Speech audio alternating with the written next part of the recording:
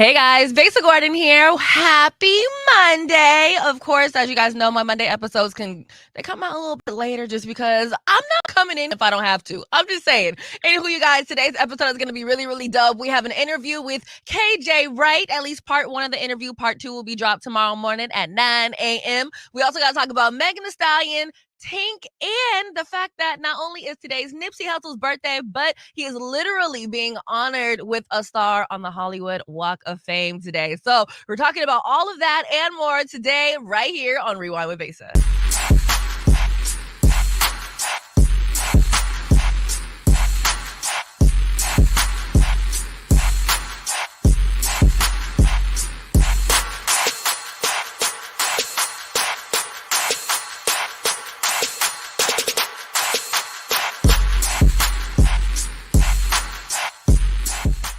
All right, let me get my handy dandy notebook because you guys know I don't do a good show with my notes, okay? So first and foremost, let's talk about Timbaland. I actually think this is very, very interesting because if you guys know, Tink, who happens to be one of my favorite R&B singers, she came out underneath Timbaland, and the song that she originally dropped was called Millions, and it was literally a remix to Aaliyah's song Millions. And when he had Tink originally come out, he always said she's like the next Aaliyah. She's gonna be the next big thing. And I always kind of wondered if that kind of tainted her career, because let's be honest, Aaliyah is such a big deal. And when you start comparing people to Aaliyah, especially when they're just now getting started, you're not even giving them a chance to actually be themselves. You're not even giving them a chance to even create their own path or really just let people see her for what she was talent-wise. So check out this interview that she did with The Breakfast Club, and she actually talks about if she does feel that Timbaland put her in a bad position. Do you think people always say Tim might have oversold you, like comparing you to the Aaliyahs and the Lauryn Hills? Do you think that had a negative impact? I do. It was a lot. And the comparisons really, I caught a lot of backlash. You know, I dropped the record Million. Yeah. And it was a really dope song, but I felt like with him kind of comparing me to her and, telling people I'm the next Aaliyah, you can't play with legends like that. And right. I had a lot of work to do at the time, so it wasn't really necessary. And I remember we dropped the record with Jay-Z and Rick Ross. I remember that. You Moving did it here. Bass. Actually, y'all premiered it. Yeah. Is that what we got him in trouble for? Yes. Yeah. Yes, y'all got him in big trouble. Sorry, Tim. But yeah, it was just a lot of things on the business end that weren't tight. And it kind of just affected everything. It was like a snowball effect.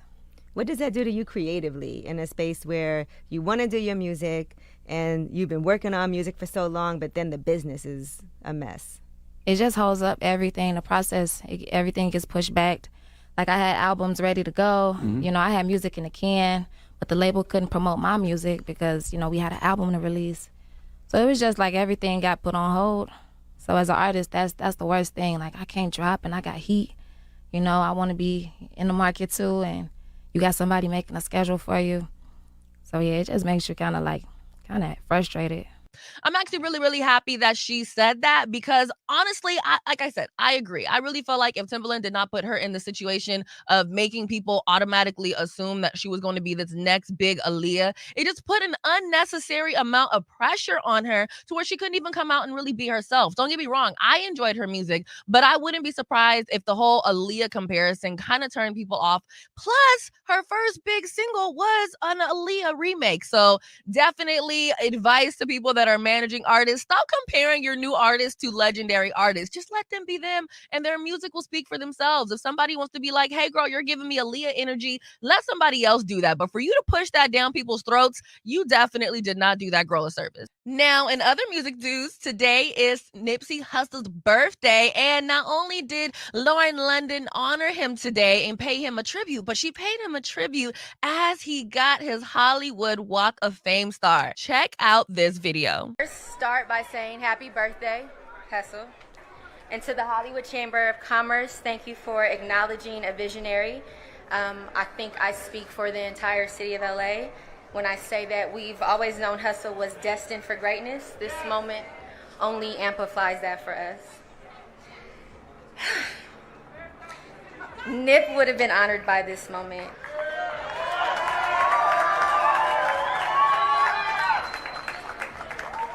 I think he would want everyone to remember that you can't get to what's possible unless you commit to moving forward.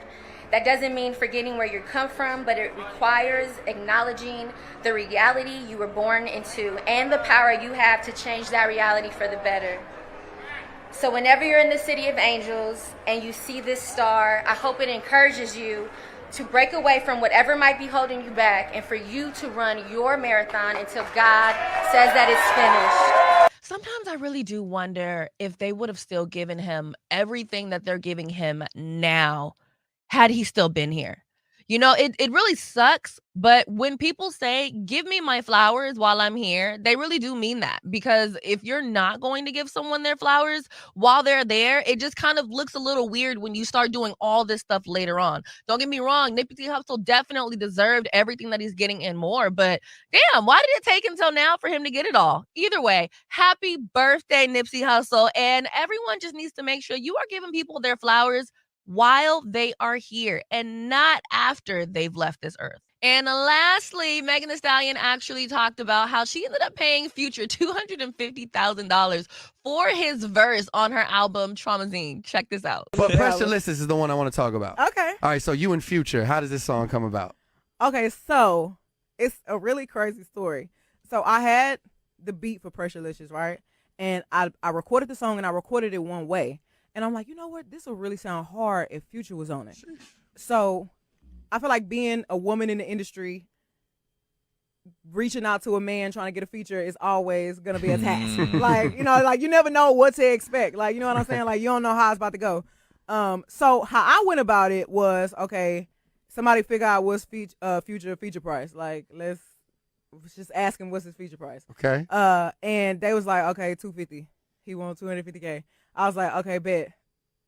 Somebody go pull $250,000 out the bank. Out the account real quick? Yeah, somebody go pull $250,000 out the bank and go drop it off to Future and tell him I need the verse before he leave. Because I feel like we was both in Miami. And I told my manager, I was like, Fairs. And I feel like it was a Sunday. But I wanted that feature. I was like, Fairs, you got to go get that money out the bank. He was like, Megan, how you want us to pull $250,000 out the bank? I told somebody from my label, I was like, we need to get Future $250,000 before you leave Miami because I got to get this first. But anyways, blah, blah, blah.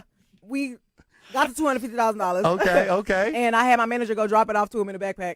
And he gave me my verse back. First of all, he rapped over the whole beat. Hey, man, if you have the money, do what you got to do, girl, to get that verse. Now, hopefully the verse does what it needs to do, because no disrespect, I feel like I've listened to the song and it wasn't very memorable. So I'm going to have to check it out again and really see what the vibe is and if it was really actually worth $250K. Man, I'm not saying that Future is not worth $250,000. That's not what I'm saying. What I'm saying is the song a fucking bop? Or shall I say, what I'm saying is the song good enough to be a next single? I think that when you're spending $250,000 on a verse, but I need to look up these numbers myself. If I can find it, I'll put in a screenshot. I was listening to the Breakfast Club this morning, and they said that Rod Wave is slated to do about 250,000 album sales on the first week, and Meg is only slated to do like 50 or 60,000 or something like that. And being that Megan Thee Stallion has this huge machine behind her, I'm just like, wait, what? Why are the numbers not numbering? Okay, something is not right here, and I'm very, very confused as to why she's not doing the numbers that she should be doing with where she is at in her freaking career. Furthermore, I know some people are saying that, well, you know, her album basically ended up just dropping out of nowhere. People's albums drop out of nowhere all the time. If the music isn't giving what it needs to actually give, then it's not going to necessarily trend the way that it's supposed to. Furthermore, I really feel like she had at least 3 or 4 days to promote it, and her hotties have actually been waiting for her to drop music for a minute. So I don't know what her team needs to do. I don't know if they need to get her more interviews. I don't know if they need to, you know, buy her some billboards, you know, get her some performances, you know, create some sort of a TikTok challenge. I don't know. But I feel, in my personal opinion, Megan Thee Stallion should be doing way more sales than that. Or shall I say Megan Thee Stallion should be doing bigger numbers than that for her album, especially being that we all waited so damn long for it. Like, I don't care if it just randomly dropped tomorrow. You're either going to grab the album or you're not. And if you like it, you're going to tell other people to check it out. Period. Now, with that being said, we're going to go to a quick commercial break. And when we come back, we are going to get ready to jump into this interview that I did with KJ Wright. Hey guys, Besa Gordon here. And before heading to Belize, Trey Holiday and I had to make sure we linked up with our good friends over at Market Street Shoes to, of course, grab a few things for the trip. From bags to socks, shoes, sunglasses, earrings, and more. Before going on any trip, make sure you stop at Market Street Shoes. Trust me, you'll find just what you need to make your trip not only enjoyable, but fashionable. Welcome back to the Rewind with Besa. Of course, I am your host, Besa Gordon, and it is time to jump into part 1 of my interview that I did with KJ Wright. So in this particular part, we're going to talk about his one-day contract. As some of you guys may not know, he actually signed a one-day contract. That way he could actually literally retire right here in Seattle with the Seahawks. We're also talking mental health, getting back into the groove of being in his own house after pretty much barely being at home, being that he was always at work. And we're also talking about who he is on the field versus off the field. We got that and so much more coming up right here on my interview with KJ Wright. Hey guys, Besa Gordon here. So this is actually probably my first in-studio interview for Rewind with Besa. And I'm happy that we have a freaking legend in here with us. How you doing, KJ Wright? What's going on? Doing good. I'm A good. legend. I like the sound of that. You are a legend, and you retired in the city, so you're Yes. like city legendary gold. It's like I was telling you earlier. It's like you literally could have came here in a wife beater, and it would have And been I've fine. alright. No, it would have came. Freaking KJ Wright, he's in the Yeah. building, and he's in the new building. And you were Yeah. saying you've been here before. How do you like There's some our good vibes over Rewind? here. I didn't notice you had the views and Yeah, you got the trains in the background. yeah. Lighting is good. Yeah. I Good was setup. actually happy when they said, because, like they basically they're taking away about 75% of this building. Mhm. And so we were like, so if you're taking away part of the building, where are you putting it? Where we yeah. Because we still need this view. And Yeah. it's like you're in these dark studios, no Mhm. freaking windows. It was dingy. So everyone would come over Yeah. here to get like a breather. Yeah. So Makes you excited to come to work. yeah, Yeah. even like the entryway just makes you feel like I work Yeah. here. Yeah. This Good vibes in here. This is nice. Good Okay. vibes. So, first and foremost, let's start with the fact that you actually, and for those that don't know, you signed a one-day contract with Mhm. the Seahawks just so you could purposely retire here. Yeah. What was the thought process behind that? And what did they say? Well, I gotta give you the backstory Yeah, before all that. give me the tea. So just finished with the Raiders last year Okay. and had a good time there. But that was my first time ever leaving Seattle. Mhm. And I loved it, but at the same time, I was in a lonely space out there in Vegas. I was out there by myself. No wife, no kids. So after playing ball but coming home to empty house, Yeah. I said to hell with that. I said I'm not doing that again. And it's hot. And it's hot. And it gets cold out there too in December. And so I came to the Seahawks. I said, hey, I want to still keep playing. I love ball. Had a fantastic time here. And I see you guys making some changes. Russell left, Bobby left. I want to come here and help you guys rebuild this thing, right? Mhm. Because everybody think y'all, let me help you guys rebuild this, keep this ship afloat. And make a long story short, they said no. They said, Mm. KJ, we love you, we thank you, but we're just going in a new direction as a team.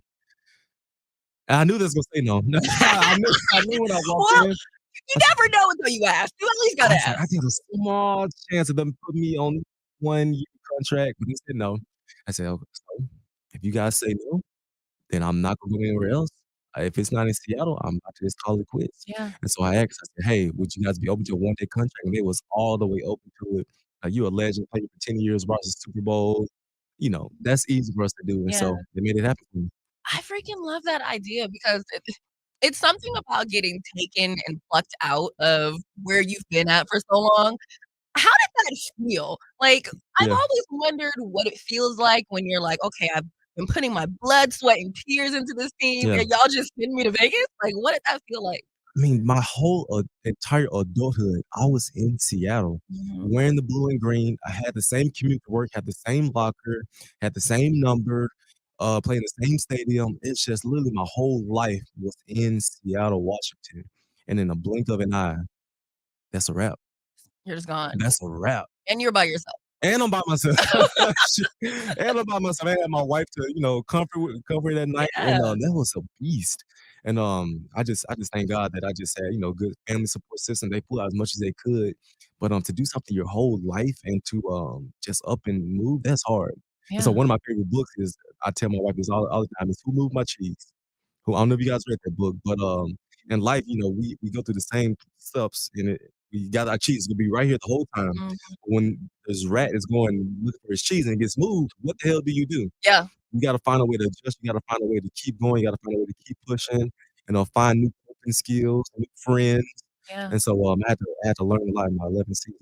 Did you end up having to seek any like mental health care while you were down there? Because I know if I were to just literally be plopped out of Seattle and just like, hey, Besa, Yeah. I know you've been here for all this time, but we're gonna send you over to Alaska or something Yeah. random. Like I know I was probably having Yeah. a therapist to kind of get me through the nights. Like you said, it was so just out of nowhere. You were by yourself. Yeah. So how did you really like keep your mental health together at that time? Because let me tell you, it happened so fast. I didn't even have time to Mhm. I didn't even have time to do it. I didn't even have time to do it because I got there week 1 of the regular season. Mhm. And so week 1, you're rolling. There's no time to even process and cope. And so to answer your question, no, I didn't. But I do know that now that I am retired, Mhm. I've been doing this my whole life. And so what a lot of my boys tell me is like your identity gets so wrapped up in football, you don't know who you really are outside of the Mhm. game. And so I do know that I'm going to see somebody for myself, and they say you see somebody for your marriage too, because now I'm in the house. Babe, yeah, I'm home now. Daddy's home. It's And, like COVID.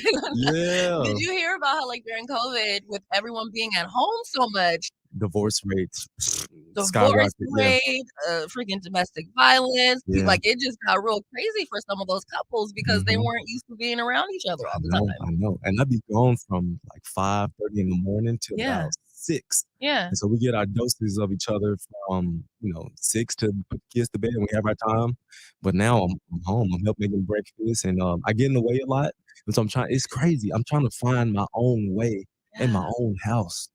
It's so bizarre because she used to doing stuff by herself. Mhm. Now I'm inserting myself, and I'm like, "Why are you doing this? Like, what? She's Let's like, do it." "I've been doing this the whole time." Yeah, and I have to step back like, "KJ, she's been doing it this way. You have to find a way to be a part of this routine that they got going on. Mhm. I can't come here barking orders. I'm the man of the house. Let's do it this way." Nah, you gotta essentially follow suit. I love that. I feel like a lot of I hate to say, like, a lot of men, they're not really able to take that moment to think about that. Like, you Yeah. know what I mean? Like, she literally has a plan for the kids Yeah. and how things are clean and, like, what goes where, and then it's like, you're the man of the house. It's Yeah. like you come home and you're like, I could sit here and insert myself, but not really Mm-mm. fair to her at No. that point. Yeah. And I feel like a lot of people don't really take that moment to actually think about that. Yeah, and it's essentially just gotta just remove your ego, like, it's not about you, even though you are making a big transition, you are having to transition into this house because we have Mhm. our thing going, we have our stuff, and so if you come in here just changing everything, that's where conflict starts, and I don't want any problems. Yeah. Though it's crazy, divorce rates for, NFL guys once they get done is freaking bizarre. Yeah. It's freaking crazy, and so, um, I don't want those problems. And so I'm gonna come in, we'll do this thing as a team, we'll work together and just transition all together. I love that, and, it's interesting that you asked, or not that you asked, you mentioned a lot of times football players don't really know who they are outside of the field. Yeah. Because my question to you, because I thought about that, I'm like, "Okay, when I'm on stage, I'm a different person than I am when I'm at home if I'm, like, hosting something." Yeah. It's like a persona, if you will. Do you feel like there's a persona of you when you hit the field versus when you're off the field? Yes, you got it's just you gotta be 2 different dudes. You gotta be that alpha, tough, badass on the football field. This is my stuff. This is Mhm. my territory. And you come in here and I gotta insert my will to be the best person on this football Yeah, field.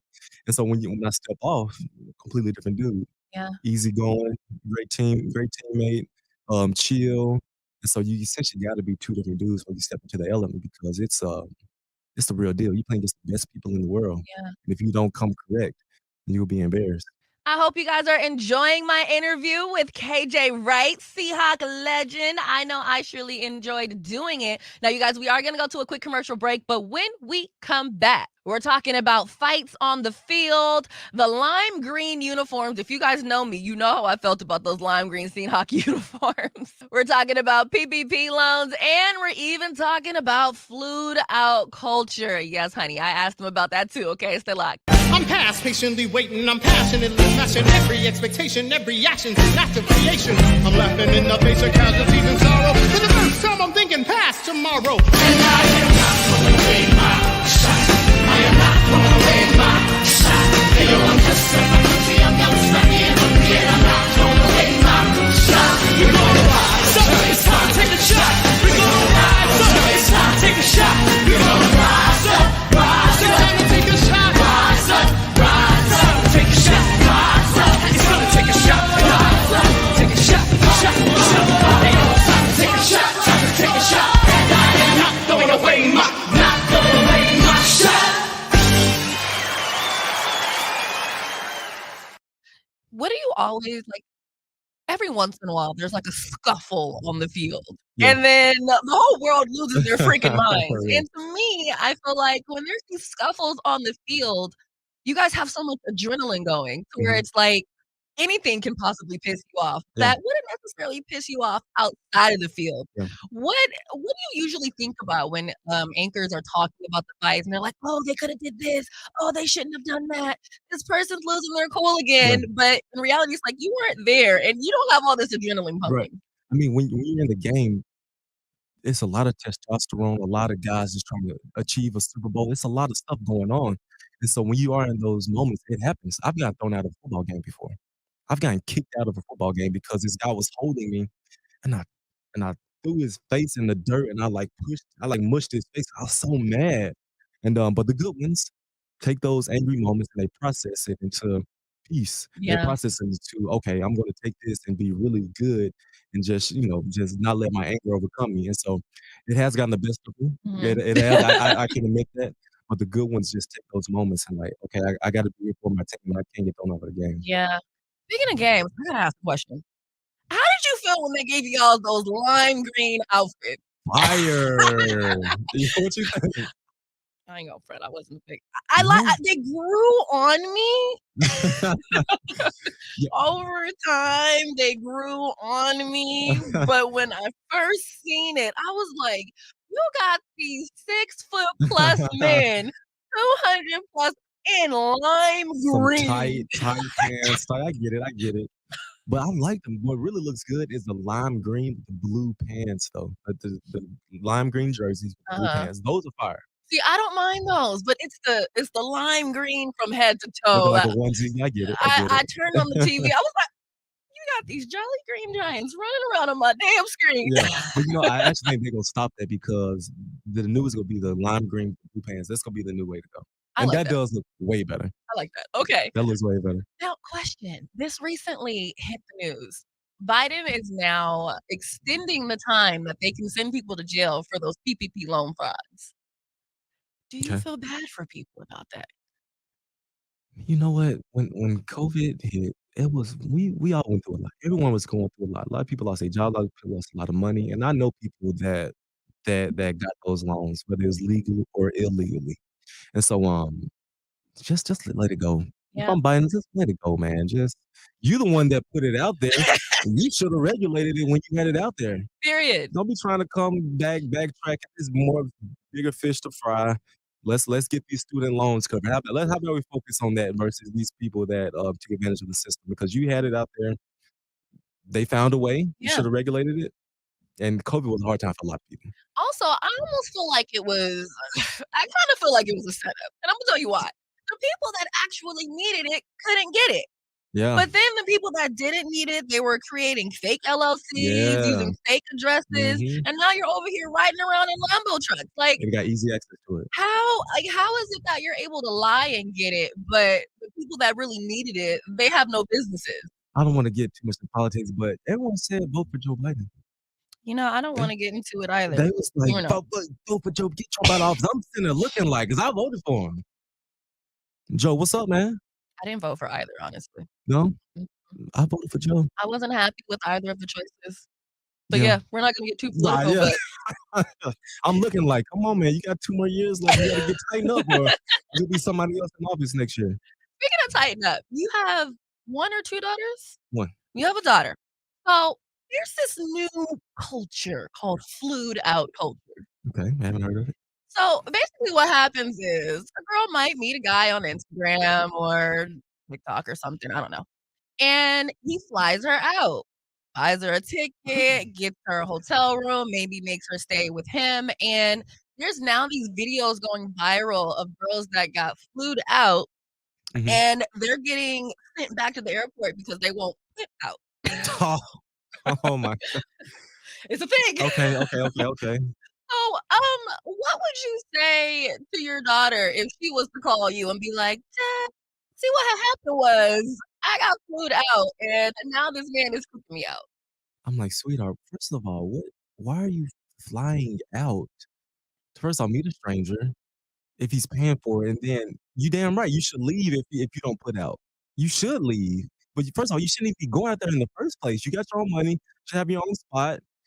We're not doing that. Yeah. We're not doing that. And just to get off topic real quick, I was talking to my daughter. She's about to be 14, and I said, you better not ever live with a man. Don't ever move in with a man. If your name isn't on this lease, Mm, that's not fine. Because dudes, they got a mind of their own. they just kick you out. Get your ass out of my house. Own spot, name on the lease, and we're not doing that. Shacking up, moving in with a dude. We're not doing that. I definitely live by myself right about now for that exact reason. Yeah, we're not doing it. We're not playing those games. I love that. Like, I just sometimes wonder, like, when it comes to those cultures of, "Oh, I'm a girl and I'm gonna sit up here and try to get flued out," because, you have, like, these artists, like the city girls that make it Mhm. seem cool to get flown out, but sometimes people don't tell the full truths of what really Yeah. happens when these things happen. Like, one of the guys that flew a girl out was like, "I spent, like, 5 racks on her, and she don't wanna put out, so Mhm. you need to get out." Yeah, and from a man's perspective, that's what they're expecting. They're expecting, "I'll come do this. I do this for you. We gotta seal the deal." So that's what a man's thinking. If a woman is going there not expecting that, then she's being essentially naive. And Yeah. so that's what guys are thinking. That's how we're wired. If Imma do this, fly you out, spend this, and it gotta go down at the end of the night. No, period. Yeah, that's And if that's what not, they're you just thinking. gotta, like, say something, you know what I Be mean? transparent up front. I've literally had a guy, like, want me to come down to Atlanta, and I was like, "Okay, I can come, but nothing's happening." Like, just say that, you know what I mean? Yeah. Like, don't get there and then be shocked when they kick you out, like, let Yeah. it be known, like, we're not doing none of that, you know what I Mhm. mean? And then also, I just think that some people need dads in their lives, you know what I Yeah, mean? and like whatever happened to women being a prize? Like we gotta hold our women to a higher regard. Yeah. And women, first of all, gotta hold themselves to a higher regard. But as men, like these are mother of our children. Yeah. These women are special. They're sacred. They give life to the world. And so we can't just be treating them like this. Women can be treating themselves like that at the same time. No, period. Like, we all have to, like, literally show a certain form of respect because I think just flying out to see some random stranger and that you can't even have that kind of Come on. conversation Come with, on. you should have never gone in the first Come place if you on. couldn't be honest and be like, "I'm not ready to do that, but Yeah. I wanna hang out," or fly yourself out, you know what I mean? Yeah. That way you have, like, "Okay, I'm gonna buy my own flight, I'm gonna buy my own Mhm. hotel, I have some meetings down there, we can link up." Mhm. But if you just put everything in one person's hands, Yeah. I really can't feel too bad for you at that point.